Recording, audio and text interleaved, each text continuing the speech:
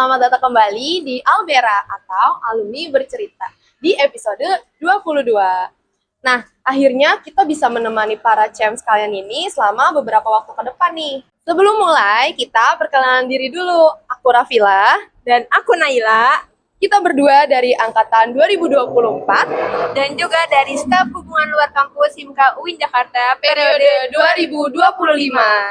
Salam kenal semuanya. Kali ini kita kedatangan narasumber dengan latar belakang pekerjaan di bidang research and development loh, Cem. Wah, hebat banget, Nay. Kita langsung panggil aja nggak sih?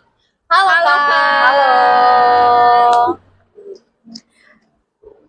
Oke, sesuai pepatah, tak kenal maka tak sayang. Jadi boleh banget nih, Kak, perkenalkan diri dari nama dan dari angkatan berapa. Oke, baik. Sebelumnya aku ucapin terima kasih banyak atas undangannya di Albera episode 22 ini. Perkenalkan, aku Widiani Mesya Utami, biasa dipanggil Widai dari angkatan kimia 2015.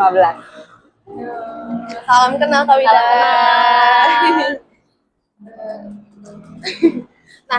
Nah, kalau boleh tahu gimana nih, Kak, kabar Kak Widai? Alhamdulillah baik. Gimana nih teman-teman dari HIMKA gitu kabarnya?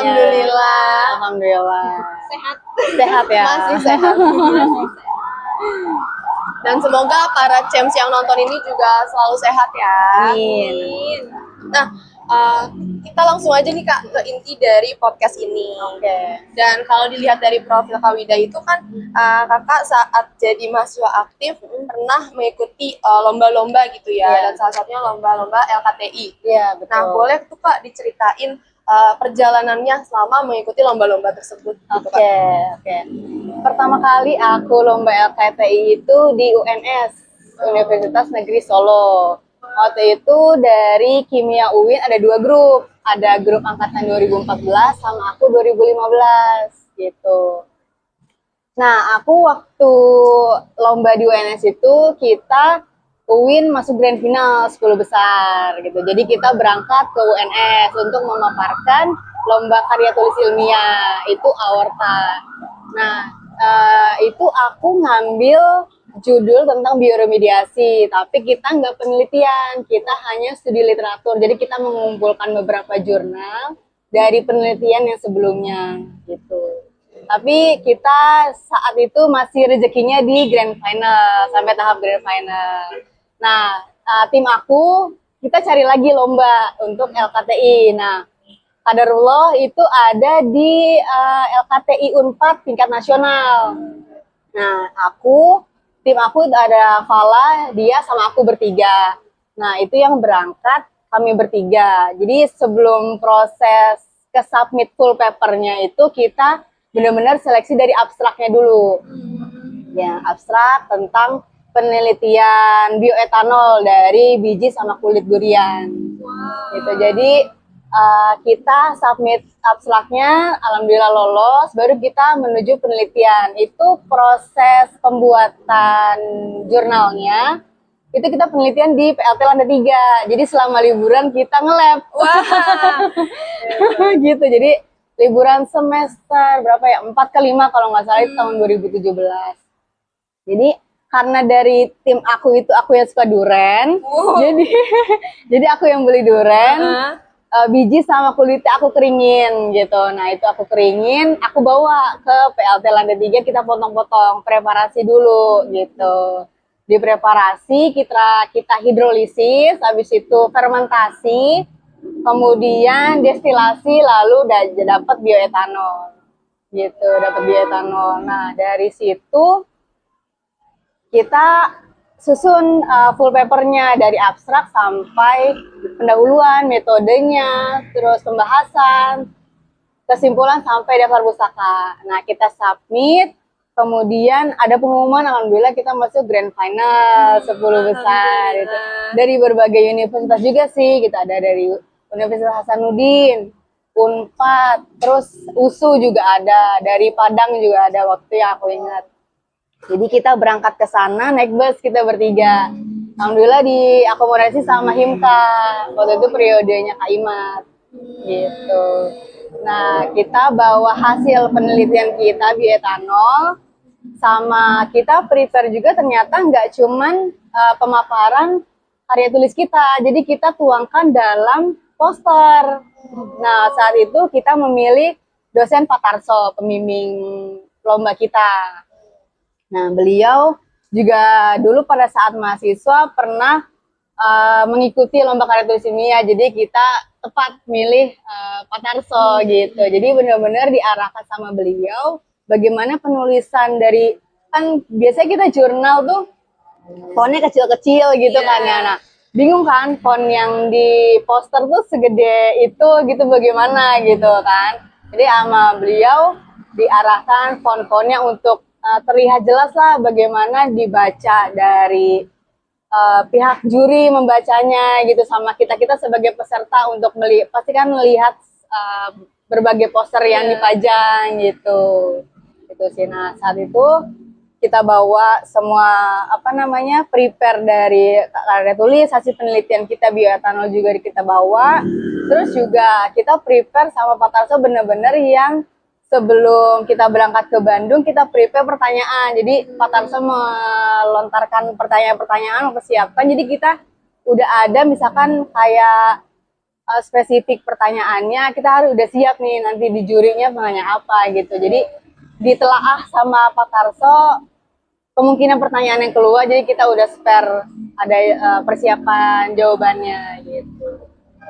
Sampai sana kita juga prepare latihan sebelum memaparkan karya tulis kita ya.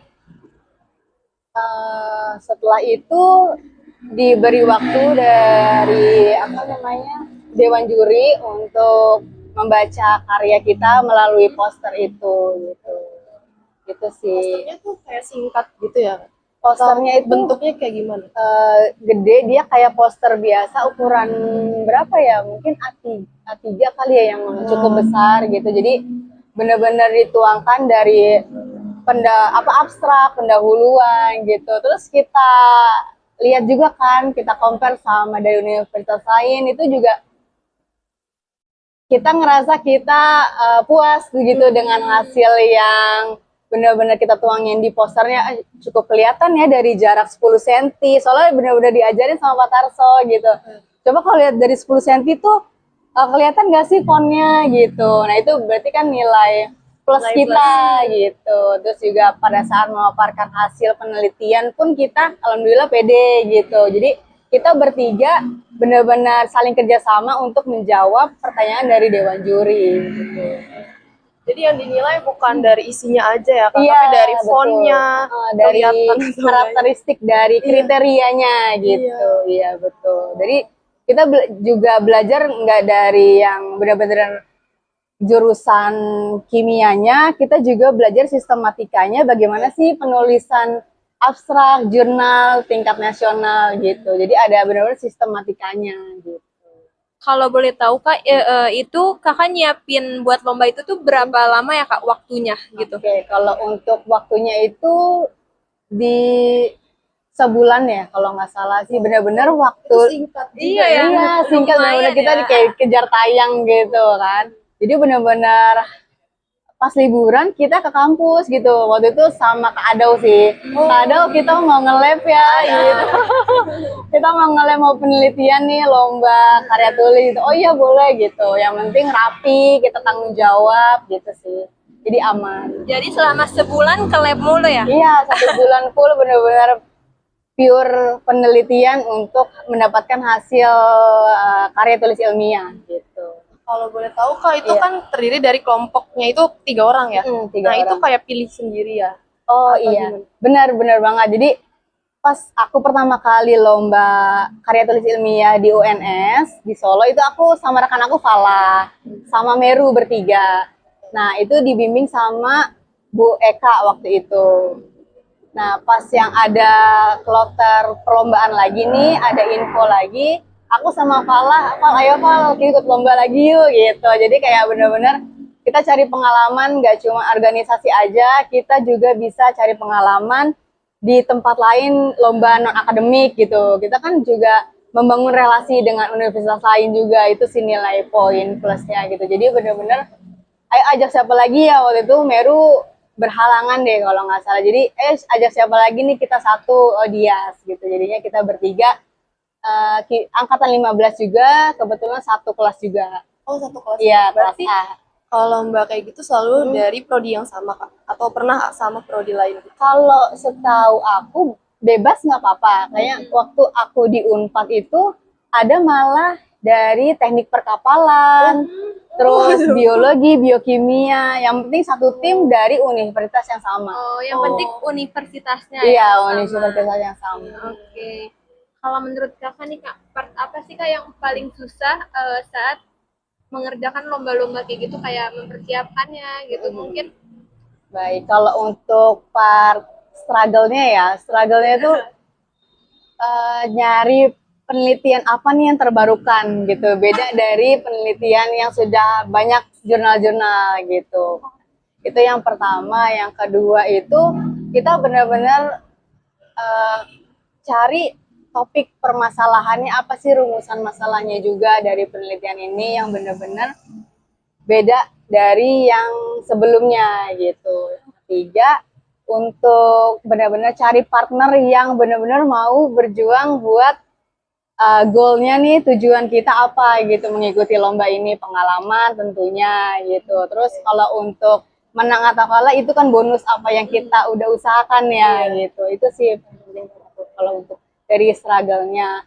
Sama mungkin kita mau nggak mau menyisikan waktu kita untuk benar-benar effort dalam penelitian itu gitu. Kalau kayak masalah biaya gitu, Kak, itu kan pasti keluarin biaya ya. Oke. Nah, itu ditutup oleh kampus atau dari sendiri gitu? Seingat aku dulu patungan deh kita. Oh, patungan. Patungan pada saat penelitian. Tapi kita pakai bahan baku juga kayaknya dari lab lantai 3. Oh, iya. Terus kalau untuk akomodasi kita ke tempat lokasi lomba itu dibiayai sama Himka gitu. Jadi nanti ada pembukuannya ya gitu. Nah, pasti kan kakak ngikutin lomba tuh banyak gitu ya. Iya. Nah, apa sih kak lomba yang paling berkesan gitu buat kakak? Oke, diceritain. boleh. Paling berkesan itu di Unpad sih, kita benar-benar prepare penelitiannya itu pure kita yang mempersiapkan gitu. Terus juga kayak dari pengalaman lomba sebelumnya kita kan jadi tahu ya koreksi kekurangannya apa nih kita dari lomba yang pertama. Jadi kita bisa perbaiki ke lomba yang kedua gitu kan. Jadi effortnya gimana gitu biar kita nggak mengulangi kesalahan yang sebelumnya gitu. Terus juga kita lebih siap pada saat itu lomba di Universitas Padjadjaran gitu. Jadi benar-benar yang berkesan.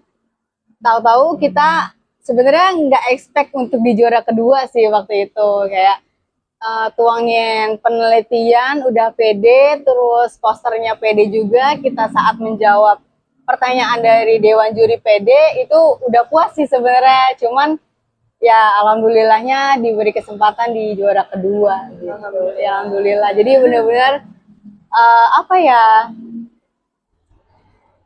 terbayarkan gitu apa yang selama ini kita pakai waktu liburannya kita pakai untuk penelitian gitu. Terus juga alhamdulillah kita bisa dari dari lomba karya tulis ilmiah ini kita up di universitas itu sebagai prestasi non akademik. Jadi pada saat nanti wisuda kita dapat piagamnya gitu.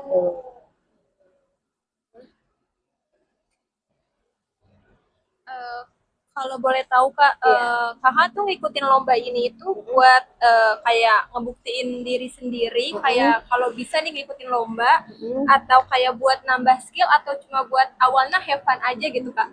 Oke. Kalau untuk awalnya sih ya kayak ikut-ikut ya, ikut-ikut.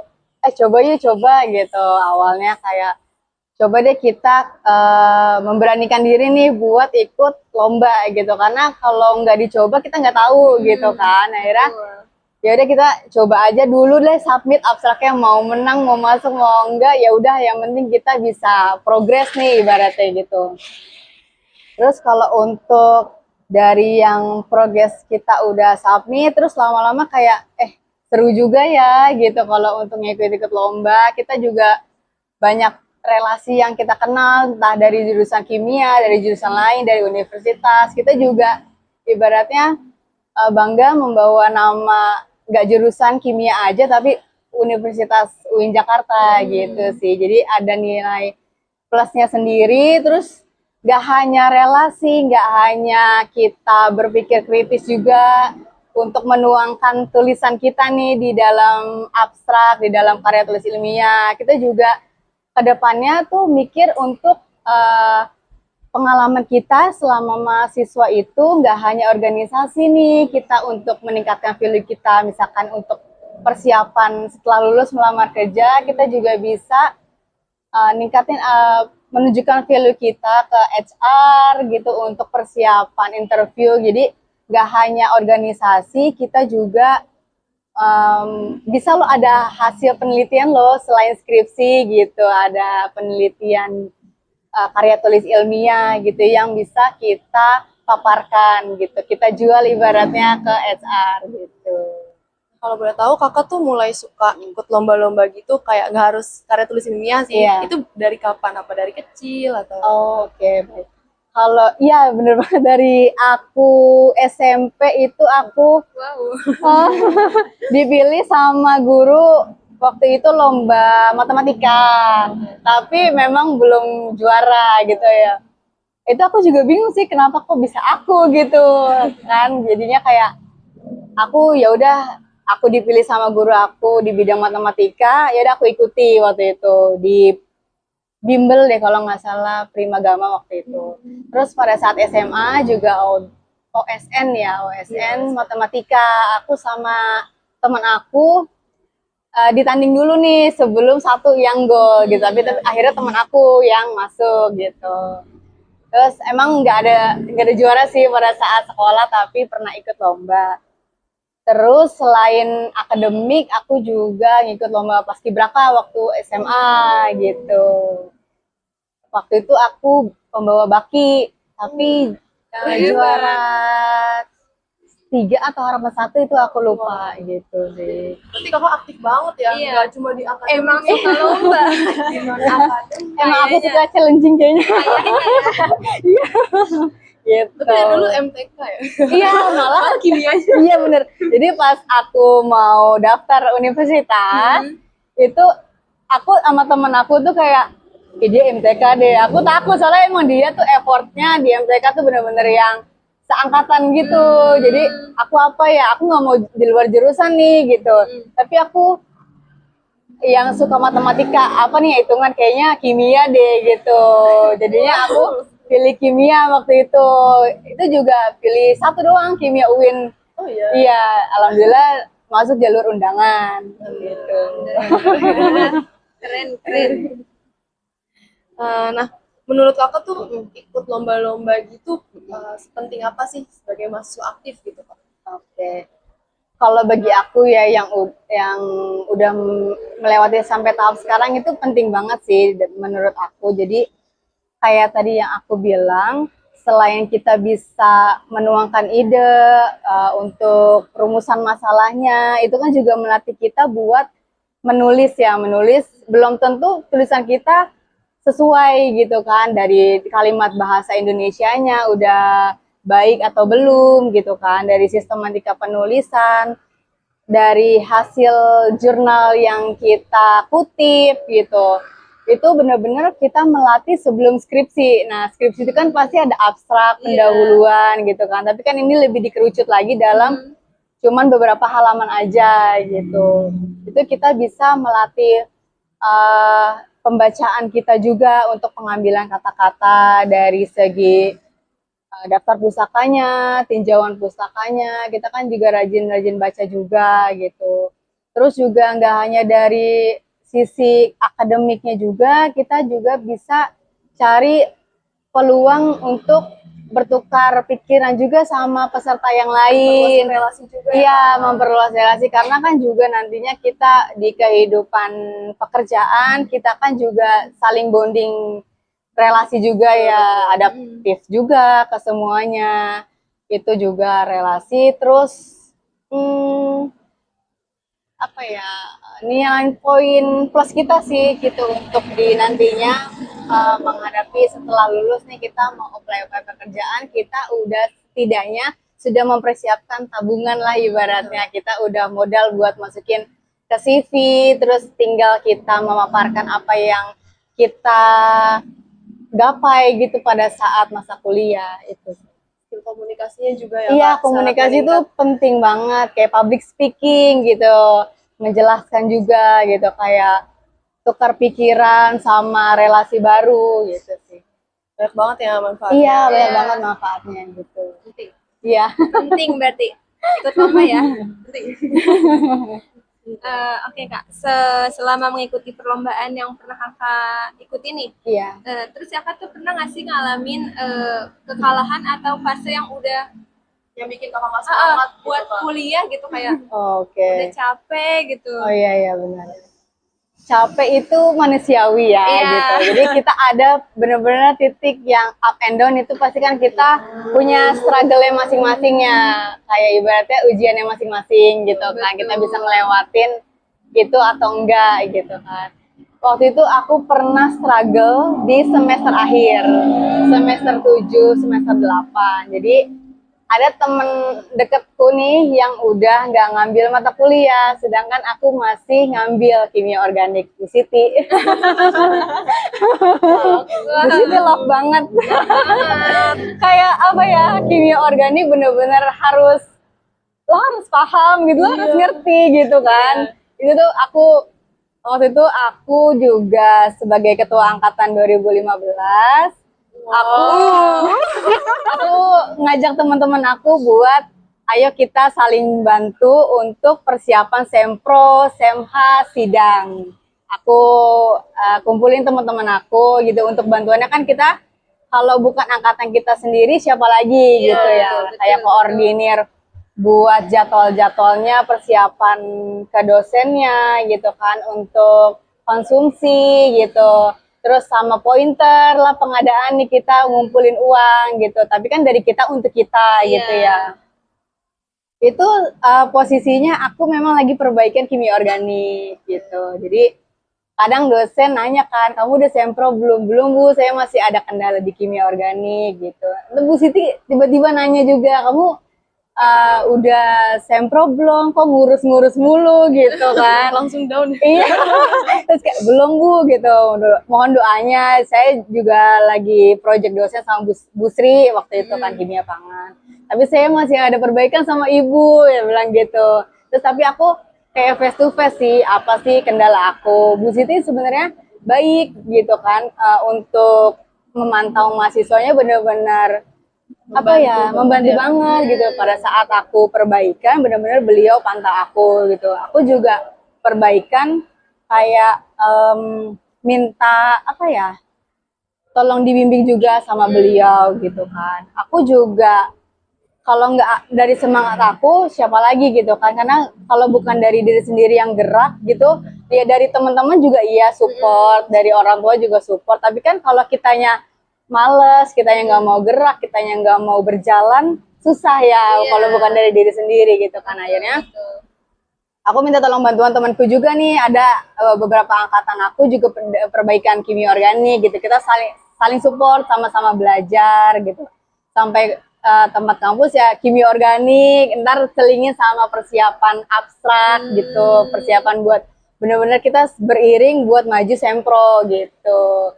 Nah dari situ aku minta tolong cutting juga waktu itu, kami minta tolong ngajarin dong kimia organik ya, bener-bener expert. Waktu zaman aku tuh ada angkatan 2014 sama temanku 2015, aku sampai bener-bener minta tolong bantuannya, sampai nginep-nginep gitu kan, effort bener-bener saya pengen lulus gitu kan, Demi pengen Kimur. iya demi kimia organik bener tuh. Terus habis itu karena penelitian aku juga nyambung sama ada reaksi kimia organik, alhamdulillah lulus, terus bisa lanjut ke Semhas gitu sih.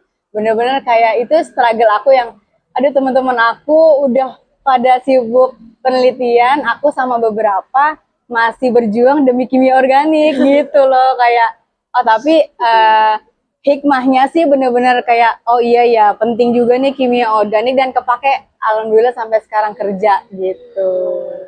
Berarti harus kuatin mental. Iya, Dan dedikasi juga. bener. Gitu.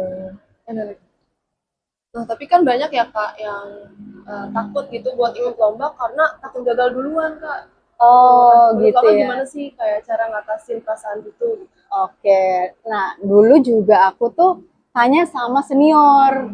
Ada waktu angkatan 2012 kalau nggak salah. Jadi kita minta bantuan gimana sih persiapannya gitu ya biar bener-bener seenggaknya kita sudah terbayang gitu untuk lomba tuh mempersiapkannya kayak gimana.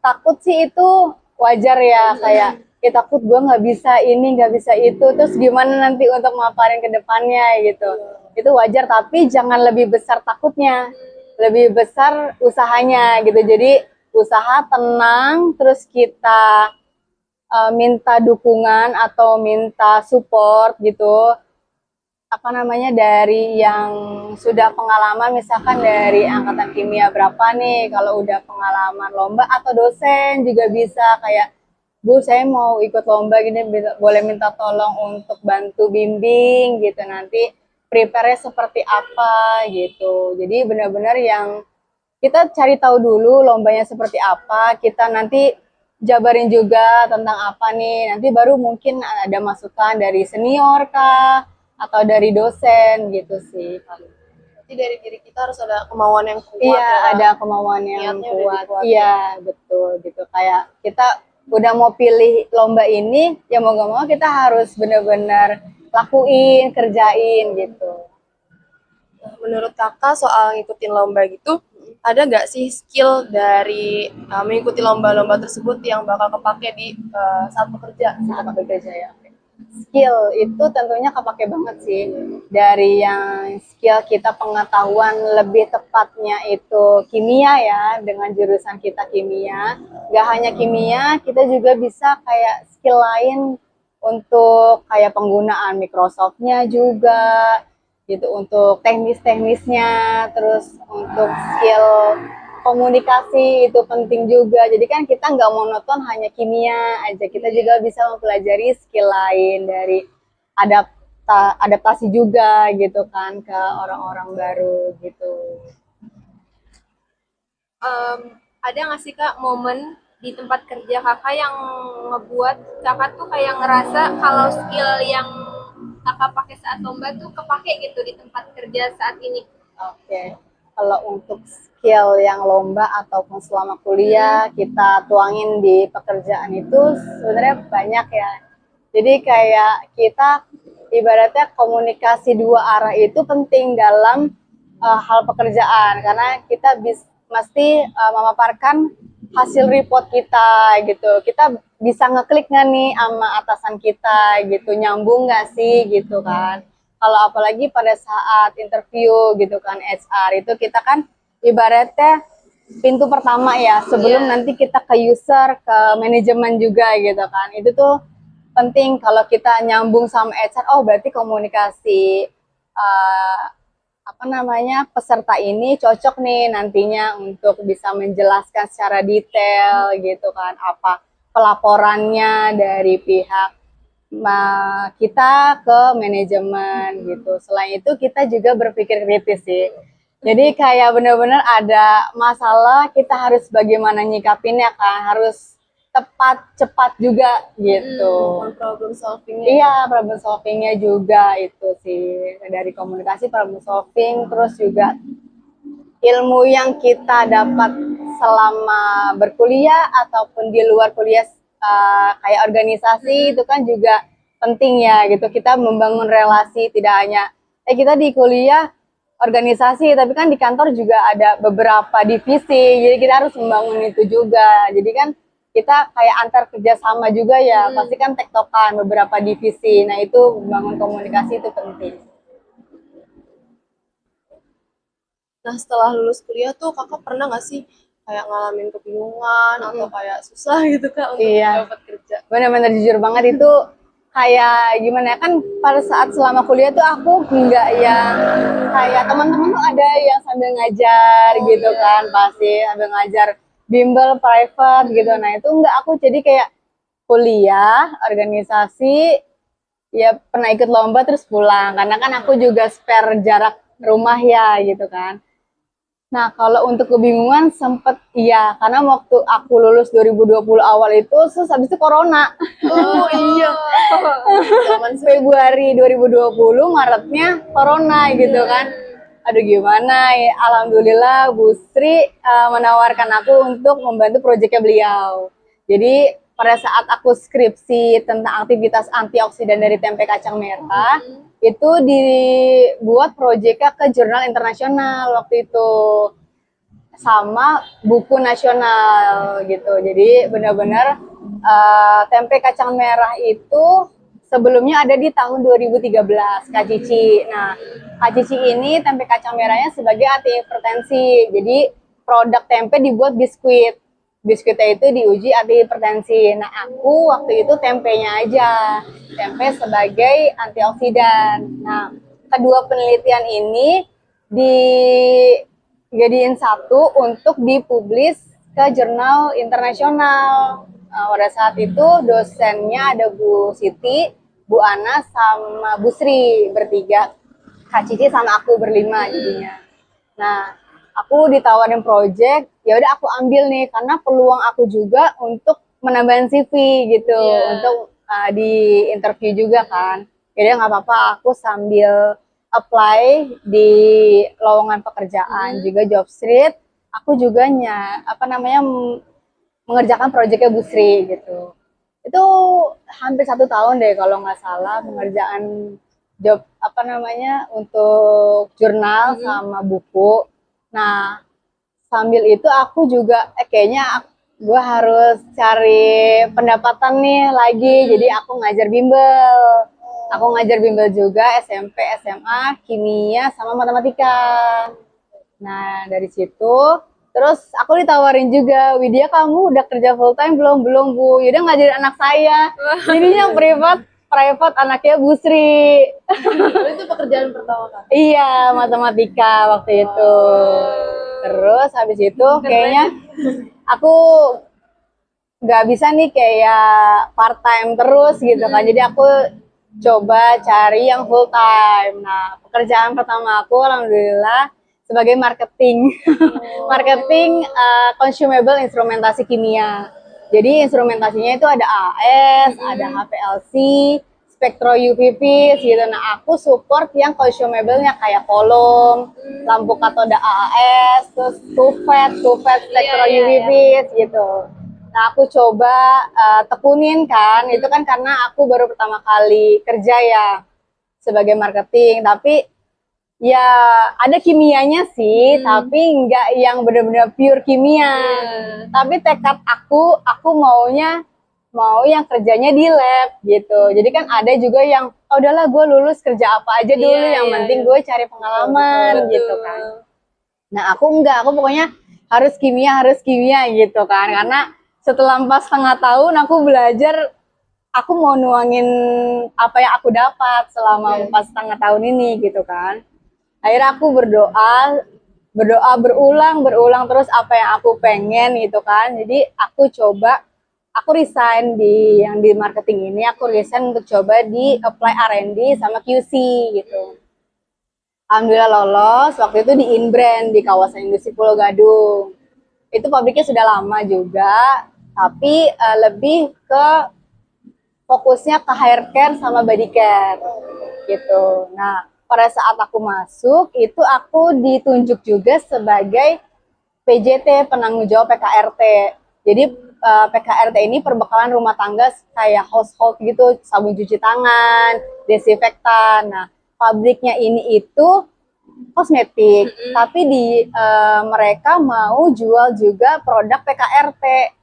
Jadi harus mempunyai penanggung jawab sendiri. Jadi untuk proses produksinya itu berbarengan dengan kosmetik dalam penggunaan mesin-mesinnya gitu. Nah, alhamdulillah aku sebagai penanggung jawab PKRT, jadi manajemennya ini minta tolong bantuan aku untuk mendaftarkan produk desinfektan. Ada 3 produk.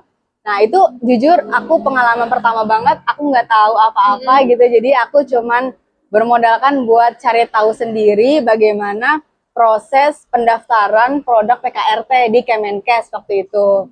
Nah aku coba, alhamdulillah 3 produk yang sudah didevelop sama manajemen sudah keluar nomor izin edarnya, jadi sudah siap jual. Jadi itu pengalaman pertama aku meloloskan produk PKRT. Nah, selain itu aku juga ada project untuk bikin facial wash untuk remaja.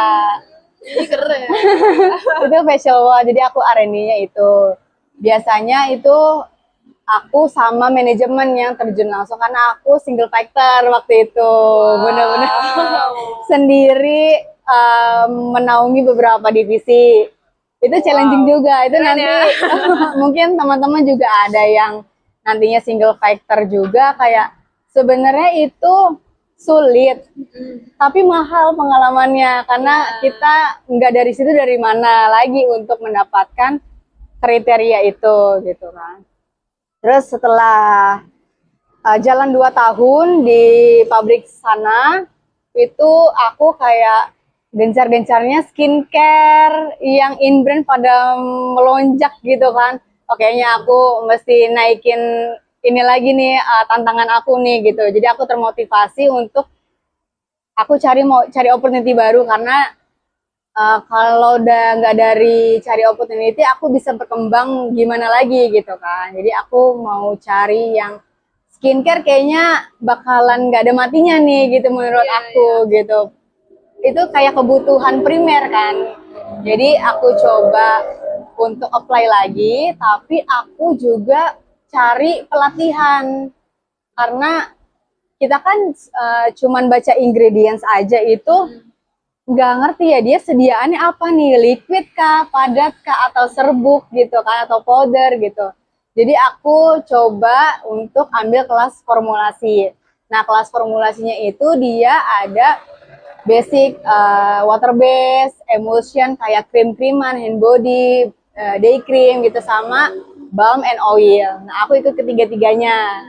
Nah itu bener-bener yang kayaknya emang harus memperdalam nih untuk yang skincare kalau mau tekad kita ke bidang R&D gitu. R&D atau enggak QC. Yang penting kita tahu bahan baku basicnya apa, terus produk jadinya apa gitu. Kayak facial wash atau face mist, toner itu kan basicnya air ya, base toner. Nah aktifnya apa nih yang kita masukkan, terus kayak humectannya, kayak pelembabnya apa nih gitu kan. Terus itu nggak hanya aku ikut prakteknya di kelas formulasi, aku juga mau dong kayak sertifikatnya bahwa aku bisa loh sudah menyelesaikan produk ini loh gitu. Akhirnya aku ngambil lagi untuk sertifikasinya gitu, sertifikat. Jadi kita buat produknya dari kelas formulasi ini, kita report ke pihak jasa formulasi ini, udah oke, baru kita diterbitkan untuk sertifikatnya gitu, bahwa kita sudah menyelesaikan project misalkan water base gitu, kita udah oke nih, sudah mumpuni. Nah itu yang aku cari buat di CV. Jadi kita perbarui CV juga, skill kita dari pelatihan-pelatihan itu. Jadi banyak banget sih pelatihan, apalagi yang kimia itu nanti aku share ya.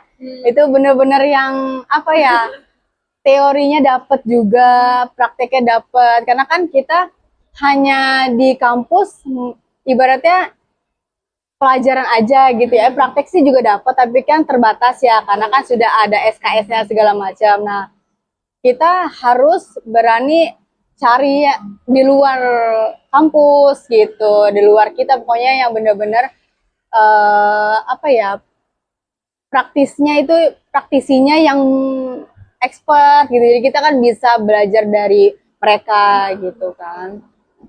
Dari situ aku apply apa yang aku sudah pelajari. Aku sampai belajar di Perpusnas yang ingredients tentang kosmetik itu aku pelajarin. Keren. Terus aku benar-benar catat satu persatu ingredientsnya apa. Jadi aku tuh sistem belajarnya juga sama, interview aku catat. Jadi persiapannya kayak perkenalan diri tuh lo harus apa nih. Terus step keduanya pasti kan ditanya selama berkuliah ngapain aja gitu kan. Jadi itu aku catet. Jadi nanti setelah interview, oh ada pertanyaan baru nih dari HR gitu, itu aku catat. Jadi ntar aku review lagi tuh ada satu buku yang benar-benar untuk khusus interview gitu. Kalau aku ya gitu. Terus juga apa namanya, kita kan bisa nampung juga ya pertanyaan-pertanyaan dari HR kita ke user. Itu user udah spesifikasi job desk R&D-nya. Itu banyak pertanyaan yang aku catat gitu. Jadi kita bisa pelajari lagi apa sih yang kurang dari aku gitu, bisa mempersiapkan untuk opportunity selanjutnya. Nah, pas pertama kali diterima kerja, respon kakak tuh gimana sih, Kak? Seneng sih, kayak bangga akhirnya bisa juga ya dapat full time gitu, karena kan kita struggle sama beberapa universitas gitu, nggak dari angkatan kita aja, ada dari angkatan atas yang juga cari opportunity baru gitu kan. Itu bener-bener selain kita usaha, doa tentunya, doa kita panjatin terus berulang sama restu orang tua sih. Jadi kita harus terbuka juga sih sama orang tua, karena kan kita dapat restu dari mereka gitu ya. Kita mau jalan kemana gitu, itu mesti sampaikan ke mereka kalau misalnya kita mau apply ke sini, jurusannya ini, nama PT-nya ini, tolong doain ya Ma, Ayah, iya gitu. Selain kita juga berusaha, berdoa kita juga sendiri, terus minta restunya juga sama orang tua gitu. Berarti bersyukur banget ya, Kak? Iya, bersyukur banget. Itu kan kita kayak ibaratnya goal satu gerbang kebuka nih gitu. Oh, akhirnya aku bisa loh sampai di titik yang kerja full time gitu, walaupun ada sedikit beda bidang nggak apa-apa, yang penting kita udah satu goal, membuka gerbang kita buat mendapatkan pekerjaan itu. Nanti dapat pekerjaan yang nggak sesuai ekspektasi awal tuh nggak apa-apa. Iya, ya, iya nggak apa-apa banget. Sebagai jalan baru. Iya, jalan Pembuka baru, jalan pembuka baru. jalan baru, betul banget. Oke. Terus kakak kan pasti di bidang R&D ini membuat inovasi-inovasi baru ya, Kak? Betul. Nah, boleh nggak kayak perjalanannya gitu dari ide ke produknya, buat produk jadinya itu gimana, Kak? Oke, baik. Jadi alhamdulillah sekarang aku kerja di Maklon. Jadi beberapa brand itu yang mau jasa ke kita bisa buat produknya. Jadi pada saat aku di Maklon ini sangat terbuka ide-idenya gitu, bener-bener yang permintaan customer itu banyak, variatif, beragam juga gitu. Ada yang mau teksturnya kental tapi cepat meresap gitu, moisturizer yang cepat meresap gitu kan. Ide-idenya itu kayak aku nerapinnya misalnya kayak paketan skincare nih, day cream gitu. Target kita itu ke usia berapa gitu. Pertama, kita targetnya ke usia remaja, dewasa, atau orang tua. Sekarang pun balita juga ada gitu kan. Nah, targetnya ke situ dulu. Terus yang lagi happening apa nih gitu, yang lagi booming, lagi trending, aktif-aktifnya apa nih, brightening kah, gitu kan, untuk acne gitu. Nah, kita coba cari konsepnya seperti itu untuk target pasarannya, marketingnya. Kadang ada juga dari tim marketing minta tolong untuk buatkan konsep yang lagi trending, misalkan Gen Z 2025 kayak gitu kan. Nah, dari situ atau enggak dari kliennya untuk request apa aja gitu. Kalau untuk dari tim R&D-nya kadang juga punya konsep sendiri nih dari luar marketing sama permintaan dari customer gitu. Kita coba deh untuk misalkan kayak dekoratif lip serum color changing. Nah, lip serumnya itu bening, tapi pas dioles dia keluar warnanya gitu. Nah, itu kita konsep itu nanti setelah kita sudah approve untuk ide-idenya melalui stabilitas juga untuk proses umur simpan produknya, kita up ke manajemen gitu, masuk enggak, terus kita tawarkan juga ke customer kita, ke tim marketing, oke enggak nih konsepnya, seperti itu sih paling. Ada nggak sih, Kak, kayak jatuh bangunnya lagi itu, terus kayak usaha ada yang gagal gitu kan? Oke. Iya. Kalau R&D gagal itu teman kayaknya. Kayaknya udah bestie ya. Gitu. Jadi kan kayak formula pertama kita develop itu belum tentu nih kita belum tahu kan ya reaksinya seperti apa. Itu aku pernah. Jadi aku di tempat sekarang ini awalnya single factor juga. Jadi pabriknya itu baru. Jadi aku yang menaungi proses pembuatan pabriknya. Jadi sebelum produk itu launching, jadi pabriknya itu harus tersertifikasi, tersertifikasi CPKB namanya, cara pembuatan kosmetik yang baik, itu atas izin BPOM. Jadi aku itu mengurus proses perizinan dari BPOM untuk terbit sertifikasi CPKB golongan A. Jadi CPKB golongan A itu bisa beberapa varian sediaan, jadi ada cairan, kita bisa bikin produk face mist, toner, ada setengah padat kayak gimana sih setengah padat kayak krim, lotion, day cream gitu yang krim-kriman, terus ada padatan kayak lipstick, lip balm gitu. Nah ada terakhir serbuk, dia kayak compact powder, kayak loose powder gitu. Kayak seru. Nah iya itu seru banget. Terus aku ngizinin untuk up ke BPOM-nya itu 3 sediaan gitu. Jadi pada saat aku mesti develop produk untuk persediaan, itu aku udah struggle pembuatan base cream gagal misah. Iya misah, jadinya airnya sama oilnya itu nggak nyatu, jadinya pecah gitu. Aduh gimana nih kan, akhirnya aku coba diskusi sama supplier bahan baku juga, supplier bahan baku. Coba tingkatin emulsifiernya karena di situ aku masih single factor. Aku mau nanya ke siapa aku juga Bingung ya. bingung. Paling ke temen aku juga atau enggak senior aku Kak Cici juga R&D kebetulan. Jadi aku diskusi sama Kak Cici atau enggak temen aku. Tapi kan kita nggak bisa maksa ya sama Kak Cici ataupun teman aku yang angkatan 2015, Evi namanya. Itu kita kayak nanya-nanya terus-terusan gitu. Karena kan mereka juga ada job masing-masing ya. Jadi aku tanya ke supplier bahan baku. Jadi coba tingkatin emulsifiernya gitu. Coba aku step by step 1%, 2%, alhamdulillah berhasil gitu. Nah, dari situ kita up lagi, scale up, tingkatin kapasitas lagi di skala produksinya. Nah, perhitungannya lebih memperbesar, kecepatan dari mixingnya berbeda, waktunya berbeda, misalkan dari skala labnya itu 5 menit, di skala produksi kan belum tentu, karena kan bahan baku makin banyak, makin lama gitu ibaratnya. Jadinya adaptasi lagi itu aku juga jadinya iya sendiri lagi. Wow.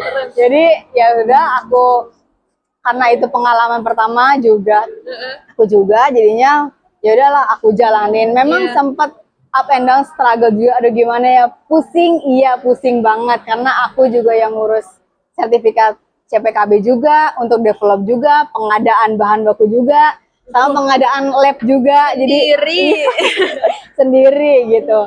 Akhirnya alhamdulillah terlewati step by step, terus pihak BPOM datang, aku dan akhirnya ada tim. Jadi aku ibaratnya disidak sama BPOM, dicek bahan bakunya, proses produksinya, proses skala labnya, pengujiannya pH meter, itu rutin dikalibrasi atau enggak, pencatatannya harus tersusun, rapi gitu kan. Itu proses audit 2 hari kalau nggak salah sama BPOM. Akhirnya selama 8 bulan terbit sertifikasi CPKB, akhirnya alhamdulillah kita bisa produksi gitu. Emang prosesnya panjang gitu. Dari awal itu 8 bulan. Jadi awal aku join, kita proses, pabriknya sudah jadi. Cuman untuk proses perizinannya, aku yang handle untuk terbit sertifikasi selama 8 bulan. Oh, 8 iya 8 bulan. Jadi kita bisa setelah 8 bulan kita bisa produksi. Jadi produksi sediaan, 3 sediaan kayak cairan, setengah padat sama padatan. Gitu. Kalau boleh tahu Kak, produk yang paling Kakak bangga ini yang udah Kakak pernah buat itu apa? Dan apa sih yang Kakak rasain saat produk itu berhasil di launching. Launching ya. Di-launching. Oke. Alhamdulillah banyak yang sudah rilis gitu ya. Dari paketan skincare misalkan kayak serum, toner, day cream, night cream, body lotion, facial wash, body wash, pokoknya skincare, hair care, body care, terus ada yang kosmetik juga. Nah, itu yang benar-benar aku puas banget itu selain skincare, dekoratif, lip cream. Itu lip cream benar-benar challenging banget. Jadi jadi kan si customer nih, ini loh acuan saya produk lip creamnya warnanya seperti ini. Sedangkan kita nggak tahu nih kode warnanya apa. Jadi kita harus nebak. Jadi aku request sampel ke supplier beberapa warna. Terus aku trial sendiri gitu kan. Ada timku juga, alhamdulillah setelah CPKB aku request tim, jadi kita tim R&D. Nah, terus habis itu ada 4 shade warna, yang 4 atau 5 shade warna itu yang berbeda. Coba kita cari deh warnanya itu bener-bener yang struggle kayak pemilihan warnanya beberapa kali running itu skala lab. Sampai ada yang misah juga karena kan dia lebih oily banget ya, kalau lip cream itu lebih dominan oil, itu tuh misah sama waxnya gitu, ada buat yang madetnya itu. Jadi aduh gimana ya, tricky, tapi kita maklon harus gerak cepat karena takutnya ketinggalan sama pabrik lain juga kan gitu. Akhirnya udah dapat formula yang alhamdulillah oke, masuk uji stabilitas. Kita kirimkan ke customer kita dan udah approve, itu kayak seneng gitu kan. Alhamdulillah diterima nih formula kita dengan shade warna yang sesuai gitu. Nah, skala produksinya itu struggle lagi, jadi perbesaran skalanya kan itu memang benar-benar kita lihat juga ya. Nah, alhamdulillah udah oke. Yang lip cream itu benar-benar challenging karena sediaan warna merah di pada saat kita swatch gitu itu beda kadang. Jadi kita harus teliti juga sebagai R&D ngelihat produknya itu sedianya oke nih sama acuan produk customer gitu. Tapi pada saat di swatch itu beda, yang satu gelap, yang satu terang. Apalagi nih yang mesti kita tambah warnanya gitu. Itu yang benar-benar challenging, itu yang puas gitu dengan apa yang kita formulain, target pasarannya udah oke, itu yang menjadi kebanggaan kita sendiri gitu sama tim. Berarti make up tuh yang paling challenging ya Kak, yang berwarna gitu Iya, ya? dekoratif itu benar-benar challenging, kayak warna foundation beberapa shade. Foundation itu, juga? Iya, itu ada beberapa warna. Aku terakhir develop lip cream itu 8 warna, di mix. Itu benar-benar yang pemakaian warnanya beda-beda, jadi kita timbang satu-satu di mix, gitu. Agak Itu benar-benar iya. Benar-benar 8 warna jadi satu untuk jadi satu produk lip cream. Jadi atau produk lip cream ini membutuhkan 8 warna pencampuran gitu. Itu kira-kira berapa lama Kak? Untuk Membuat- developnya ya. Iya. Itu sih kita nggak mau lama-lama ya. Iya. Kita bisa batasin punya target 1 minggu. Wow. 1 minggu, karena kan kita juga develop produk-produk lain kan gitu. Jadi kita prioritasin, kita usahakan 1 minggu itu produk lip cream bener-bener jadi. Itu dengan 8 Formula. shade warna. Bukan, Apa? jadi itu 5 shade. Oh. 5 shade warna kita seminggu. Harus benar-benar aku bagi sama timku gitu. Keren. Kalau dari customer itu kayak per orang atau dari perusahaan gitu sih Kak? Oke, kalau customer itu biasanya perorangan, jadinya melalui tim marketing untuk sampai ke tim R&D gitu. Jadi kita nggak bisa kontak langsung ke customer, jadi ada penghubung, itu marketing gitu. Customer, marketing, baru R&D. Kalau bicara masa depan gitu, Iya. apa ada nggak sih target atau inovasi-inovasi baru yang pengen Kakak wujudin? Oke, kalau untuk target ya, sebenarnya banyak sih, banyak ide-ide yang aku pengen tuangin ke beberapa produk gitu. Salah satunya mungkin foundation yang kandungannya itu ada skincare-nya. Jadi kita nggak perlu skin prep lagi Iya, gitu iya. loh. Jadi kayak two in one gitu. Jadi pengennya gitu sih kayak mempersingkat untuk pemakaian biar cepat ready gitu kan gitu. Karena kan kalau untuk skincare kayak nunggu dulu gitu ya. Betul. Sih. Sama aku lagi develop ini waterless vitamin C. Jadi serum tapi nggak ada kandungan air. Jadi benar-benar humectant sama aktif buat ngejaga si vitamin C-nya nggak oksidasi. Itu sih itu yang challenging. Semoga bisa goal.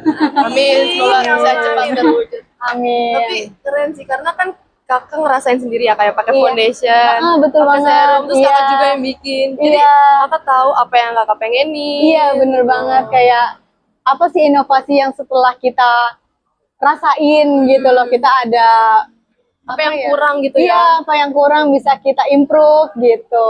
Ih, keren banget. Nah, ini pertanyaan terakhir nih Kak. Oh, udah terakhir ya. Iya. Oke, baik. Gimana sih cara kakak buat tetap konsisten dan tetap produktif baik saat kuliah maupun setelah kerja sekarang? Kerja ya. Oke, kalau untuk prioritas untuk membagi waktunya ya ibaratnya gitu, kita fokus dulu nih goal kita apa yang pertama. Misalkan kayak teman-teman yang masih berkuliah gitu kan. Jadi goal kita apa nih, IPK-nya 4 kah? Atau enggak IPK-nya ya udah yang penting cum laude berapapun range-nya gitu. Atau mau kayak lebih fokus ke organisasinya, dia bisa eksplor sebagai ketua Himka atau ketua SEMA, ketua DEMA gitu kan, beda-beda ya goalnya masing-masing. Itu yang pertama, tentuin dulu goalnya mau seperti apa. Terus yang kedua, bagi waktunya bener-bener yang prioritas yang mana nih bagi kita saat waktu Senin sampai Jumatnya prioritas yang mana, Sabtu Minggunya mungkin kita mau me time gitu. Itu mesti juga sih kayak kita kan udah capek-capek nih Senin sampai Jumat padat, kita mau luangin deh waktu kita Sabtu aja kak atau Sabtu Minggu. Nah minggunya kita prioritas lagi untuk seminggu ke depan gitu, kita bisa spare waktu buat me time. Terus juga diselingin sama yang namanya olahraga biar kita bisa fresh Olahraga, gitu ya. atau enggak ketemu teman gitu kan, bisa sharing-sharing juga gitu. Melepas stres juga ya. Iya, bisa saling cerita-cerita Sharing. apa sih kendalanya kayak gitu kan, bisa jadi Saling bantu juga saling ya, bantu keluar kan jadinya Kak. Support. saling support. Sama apa ya yang paling penting tahu diri kita itu mau kemana gitu, kita prioritas kemana juga, yang penting kita mau ngejalanin target kita gitu. Jadi boleh berhenti sejenak aja gitu, tapi kita harus tetap jalan lagi gitu. Itu sih menurut aku. Jawabannya sangat amat insightful. Terima kasih banyak loh Kak Wida. Siap. Udah bersedia hadir dan berbagi pengalaman serta cerita-cerita menarik juga. Iya, betul. Semoga cerita dan insight dari Kak Wida ini dapat bermanfaat juga dan Amin, bisa amin. menginspirasi kita semua juga. Amin, ya Allah. Nah, ada nggak sih Kak pesan singkat nih untuk Singkat, Iya. untuk mahasiswa-mahasiswa kimia terutama yang lagi galau untuk nentuin arah karir ke depannya, Iya, Kak. Oke. Kalau untuk menentukan ke depannya, itu mungkin kita dari semester mata kuliah pilihan ya, kita bisa spare tuh untuk kita ambil beberapa mata kuliah. Misalkan kayak mau kimia pangan, kita mau ngambil ada peminatan kimia pangan halal juga ada Iya. kalau nggak salah ya. Terus kalau ada kosmetik, kimia kosmetik, atau fermentasi juga ada, waktu itu biologi. Karena dari persiapan perkuliahan mata kuliah pilihan itu tuh membantu banget kita untuk kedepannya gitu. Jadi untuk proses skripsi juga itu mau cari ke bidang apa, kimia organik, kimia pangan, kimia analitik atau kimia kosmetik gitu kan. Jadinya persiapkan dengan matang di selama perkuliahan biar nantinya setelah lulus bisa siap menerjang interview segala macamnya di dunia pekerjaan. Kita udah ready kita tunjukin kalau kita dari Kimia UIN Jakarta, kita nggak kalah dengan universitas manapun, kita siap bersaing di dunia pekerjaan dan membawa alma mater.